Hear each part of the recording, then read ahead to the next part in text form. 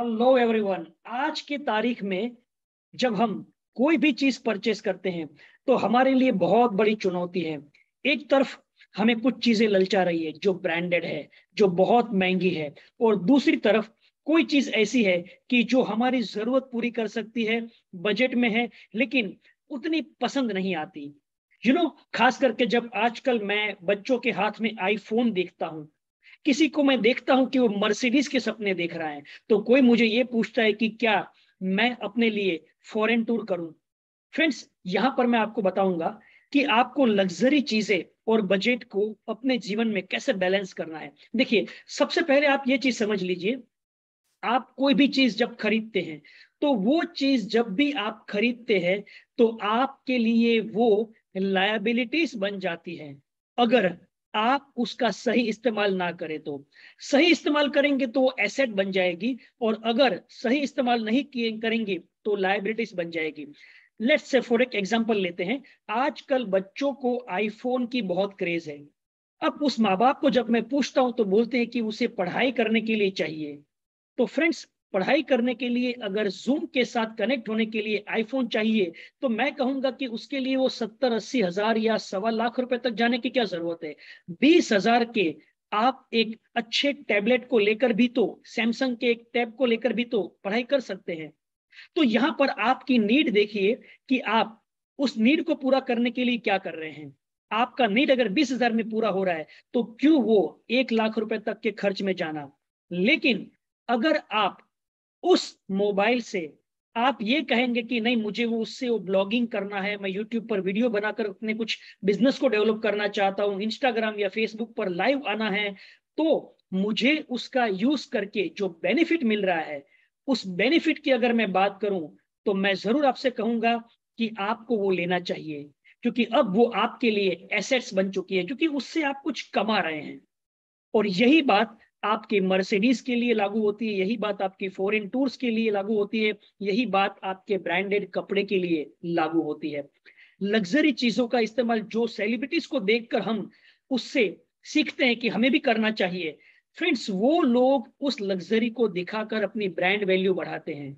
उसको उस कपड़े से, उस महंगी गाड़ी से, उनको जो बड़े बड़े कॉन्ट्रैक्ट्स मिलते हैं, उनसे जो वो कमाते हैं, वो उसका इस्तेमाल करते हैं अपने दिखावे पर।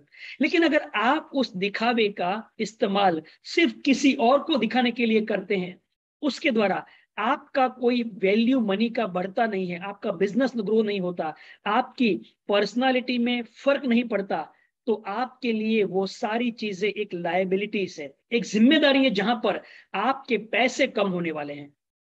आपको लिस्ट बनाना होगा नीड और इमोशन का।